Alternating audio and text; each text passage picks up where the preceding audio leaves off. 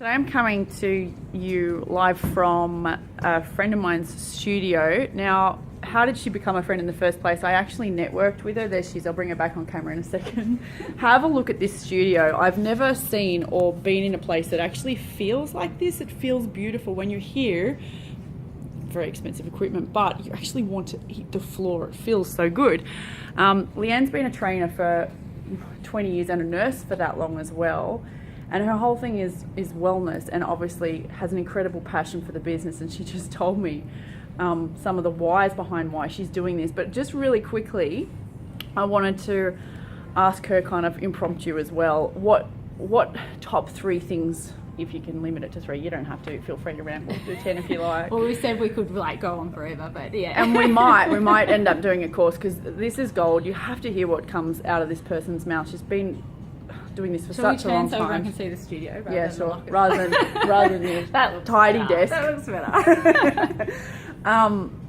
So what top 3 things would you say somebody has to have if they're going to open their own place? Okay, so definitely the number 1 is your point of difference. You have to have a point of difference when you're going to open your own place, because I imagine most of the guys that are listening to this, you can't go up against the big guns. Okay, so it can't be something like a normal gym. You've got to understand where you fit in the market, and it's got to be something very different. So when people go, oh no, I'm not interested in a gym membership, then our point of difference is that we're a movement studio. We help people to move better. So that way people can go to a gym, but they can also come to us as well.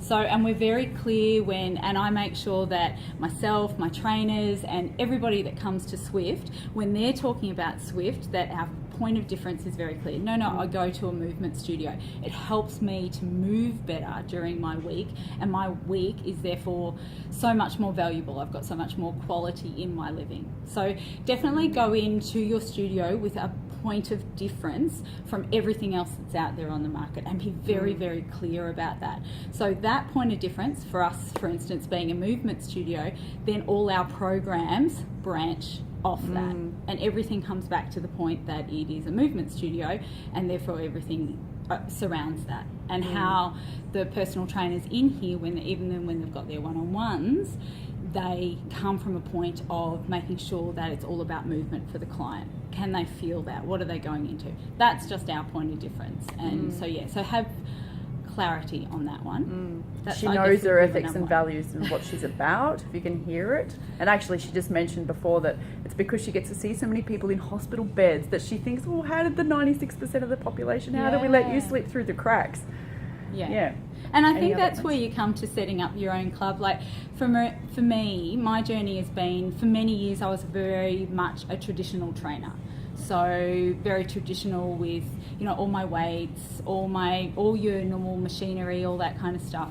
And then my passion came for setting up my own club when I realised that what is, with my nursing, is why is the fitness industry set up for only 4% of the population? What's going on with the other 96% of the population? And they were the people that I'm nursing in hospital beds.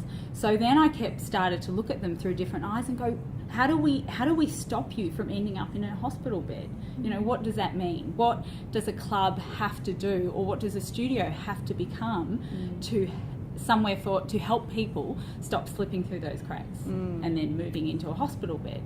And I guess the double-edged sword with it is that all the people that we get to move better in here, we never know, they most likely won't end up in a hospital bed, but we won't know what we've saved them from as well, which, is a bit exciting at the same time. So so definitely passion is vision, passion, those two.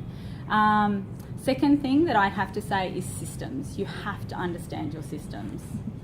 I'm very system orientated, and as much as it pains me to say this, my system orientation came from working at McDonald's when I was 16, 17. That was my first job too. It also got me very sick, put me into glandular fever and chronic fatigue, but anyway. Wow. But that's another story. Wow. But what I did learn from Macca's is that systems work. You have to have systems in place. So you have to understand from the time of, what's what's your sales and marketing system? How are you going to get people through the door? And then how are people going to train when they're in there? But the system has to be flexible within itself. So if this happens, what's going to happen then? So yeah, so definitely systems for that one. And she's got a sales and marketing background too. Yes. It's helpful. Yes. Sell on benefits. That's a side one. That's a whole other That's a day's whole other workshop. day. Yeah, exactly. Anything else you want to enlighten these people with, apart I'm from the fact trying you're going to have to get up at 4:30 every morning if you want a studio? Yeah, be prepared to come in it. And I think I said that first passion, but I'm going to make it the third one as well, is that you have to be prepared to work. I don't know. You got to be prepared to get in there, know what you want to do, know your point of difference, know your systems, and then get in and just, some days you're not going to want to do it. You know, everyone says to me, oh, you know, it's all right for you. You get up at 4:30 every morning and get going with it. You know, some days I don't want to get up at 4:30, but find on those days where everything seems a bit hard, you find what you love. Go back to why you're doing what you